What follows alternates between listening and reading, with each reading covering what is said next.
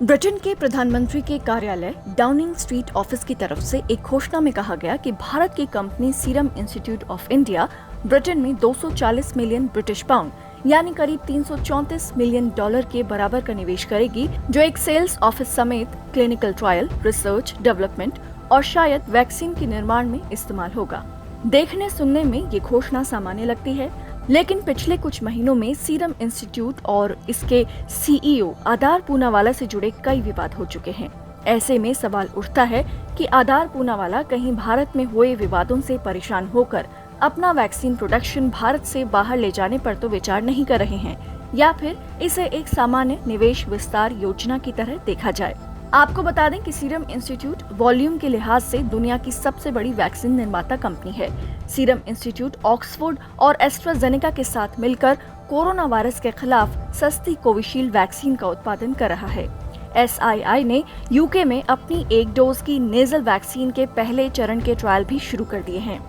हालांकि SII की निवेश की योजना भारत के साथ हुई $1 बिलियन की व्यापार और निवेश डील का हिस्सा है और इस डील से ब्रिटेन में 6,500 रोजगार पैदा होने की संभावना है। मंगलवार को ब्रिटिश प्रधानमंत्री बोरिस जॉनसन और भारतीय प्रधानमंत्री नरेंद्र मोदी के बीच वर्चुअल कॉन्फ्रेंस से पहले ये घोषणा सामने आई। लेकिन इस वर्चुअल कॉन्फ्रेंस से पहले कुछ और भी सामने आया था, जिसे लेकर भारत में हलचल शुरू हो गई थी। पिछले साल 26 सितंबर की बात है। दुनिया भर में वैक्सीन बनाने वाली सबसे बड़ी company serum institute of India के आधार पूनावाला की ओर से भारत सरकार से पहली बार सीधा और जरूरी सवाल पूछा गया। उन्होंने एक ट्वीट कर पूछा था कि क्या भारत सरकार के पास अगले एक साल में 80,000 करोड़ मौजूद होंगे, क्योंकि ये वही राशि है जो स्वास्थ्य मंत्रालय को भारत में सभी को वैक्सीन देने और वितरित करने के लिए चाहिए होगी। ये हमारे लिए चिंता की बात है, जिसका समाधान होना चाहिए। आधार पूनावाला यही नहीं रुके, उन्होंने अगला ट्वीट किया जिसमें वो लिखते हैं, मैं ये प्रश्न इसलिए पूछ रहा हूँ क्योंकि भारत और भारत के बाहर वैक्सीन बनाने वालों को अपने देश की जरूरतों को पूरा करने के लिए वैक्सीन खरीद और वितरण की एक योजना की जरूरत है। आधार पूनावाला के उस ट्वीट को लेकर कई लोगों ने उनकी आलोचना की थी और शायद सरकार ने भी इसे बहुत गंभीरता से नहीं लिया था।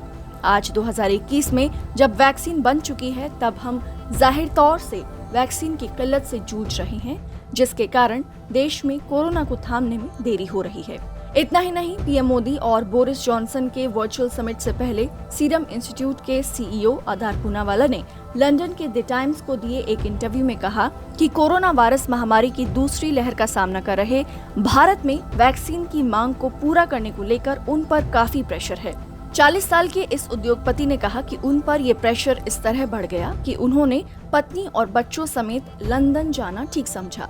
साथ ही उन्होंने कहा कि मैं यहाँ लंबे वक्त तक रहूंगा क्योंकि मैं उस स्थिति में नहीं लौटना चाहता। सब कुछ मेरे कंधों पर आ गिरा है और मैं ये अकेले नहीं कर सकता। मैं उस स्थिति में नहीं जाना चाहता जब आप अपना काम कर रहे हों और किसी X, Y या Z को सप्लाई नहीं दे पा रहे, लेकिन आप अंदाजा नहीं लगा सकते कि वो अब क्या करने वाले हैं। उन्होंने कहा कि लोगों की अपेक्षाएं और आक्रामकता वाकई अभूतपूर्व है। अपने इंटरव्यू में उद्योगपति ने इस ओर भी इशारा किया था कि उनका लंदन शिफ्ट होना इस बात से जुड़ा है कि उनका बिजनेस प्लान अब भारत के बाहर भी वैक्सीन का निर्माण करना है। हालांकि जब आधार पूनावाला के इस इंटरव्यू के बाद भारत में विवाद हुआ तो उन पर सवाल उठे कि उन्हें बताना चाहिए कि किसने उनके ऊपर दबाव डाला। इसके बाद आधार पूनावाला ने सफाई दी कि भारत सरकार से उन्हें पूरा सहयोग मिल रहा है। इसके अलावा राज्य सरकारों और केंद्र सरकार को दी जाने वाली वैक्सीन की कीमतों पर भी भारत में विवाद हुआ था। वैक्सीन से मुनाफा कमाने को लेकर किए गए सवाल पर आधार पूनावाला ने कहा कि ये आरोप पूरी तरीके से गलत है। कोविशील्ड अभी भी सबसे सस्ती वैक्सीन है। उन्होंने कहा कि हम अपनी ओर से बेहतर करने की कोशिश कर रहे हैं। मैं इंतजार करूंगा कि इतिहास इस पर न्याय करेगा। ऐसा लगता है कि इस समस्या की जड़ शुरुआत में भारत सरकार की ओर से कंपनी को बड़ा ऑर्डर न देना रहा, जिसकी तरफ पूनावाला ने इशारा भी किया। सरकार को लग रहा था कि भारत ने कोरोना महामारी से जंग जीत ली है और यहाँ पर दूसरी लहर इतनी बड़ी दस्तक नहीं देगी।